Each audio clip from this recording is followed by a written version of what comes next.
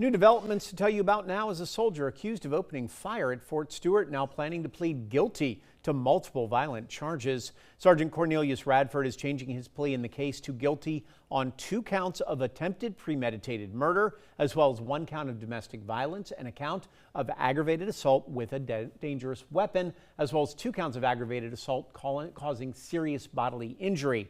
The charges stem from a shooting at Fort Stewart last August that left multiple people injured. Radford has also changed his trial request, asking for his case to be decided by a military judge alone instead of a panel of enlisted members.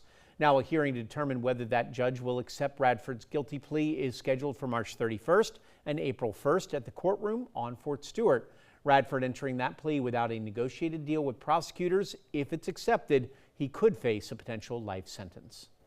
New details tonight about the deadly shooting at Old Dominion University in Norfolk. We've now learned the victim has strong ties to our area. The man killed has been identified as Brandon Shaw, an Army Lieutenant Colonel and ROTC instructor at the university who had previously served as the director of the 3rd Combat Aviation Brigade at Hunter Army Airfield.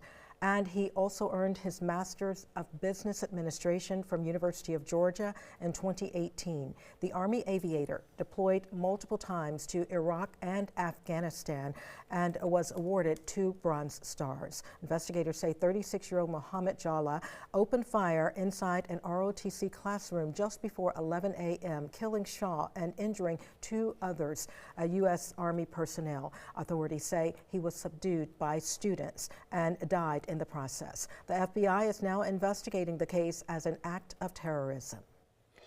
He's been at the top of law enforcement in Beaufort County for nearly 28 years, and now in an interview you'll only see here on WSAV, Sheriff P.J. Tanner says he's ready to step away.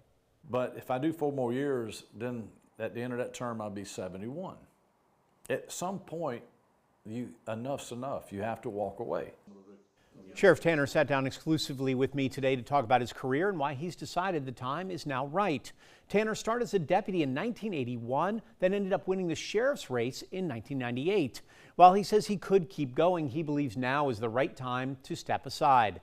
During his tenure, Tanner oversaw major changes, including a new salary structure, technology upgrades as well. The sheriff says when he took office, the department was on life support. Today, he says it's a strong and successful agency.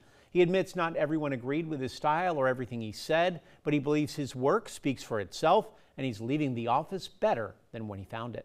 I enjoy getting up and coming to work, every day like I did 46 years ago. That hasn't changed. The challenges have changed, but the desire to do the job hasn't. But at some point, I need to make the decision when I walk away. I've seen sheriffs in South Carolina that I've been friends with for a long, long time that stayed too long and died in office and never had a chance, to be retired. They never wanted to retire. That's not me.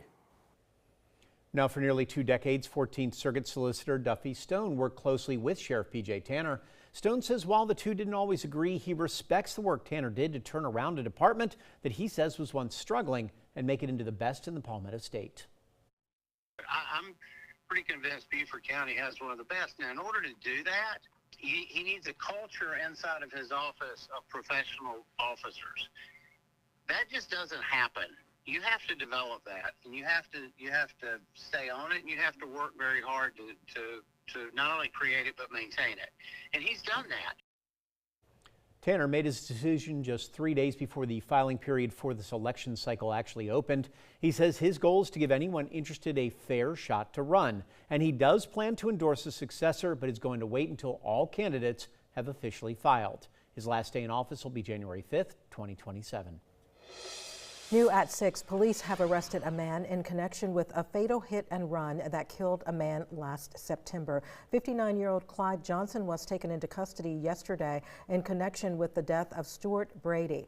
Now, the incident happened just after 1 in the morning on September 29th near Ogeechee Road and Quaco Road. Johnson is facing charges of hit and run and tampering with evidence. Police say the investigation is ongoing. It's a huge day in the St. Jude Dream Home giveaway. It's actually the deadline for the first bonus prize. WSAV's Ben Singer has what you can win and how to reserve your ticket.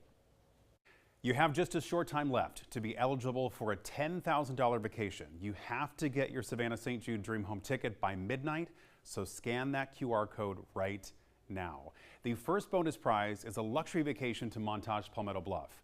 You can win a 3-night stay in a Riverview cottage. They are the nicest, most sought-after accommodations at this one-of-a-kind resort on the May River in Bluffton. You also get breakfast and a fancy dinner, other amenities. You can explore thousands of acres of nature preserve. The room is 1,100 square feet with 2 full bathrooms, a living room, a huge primary suite, and a steam shower, and a screened-in porch. Here's the thing.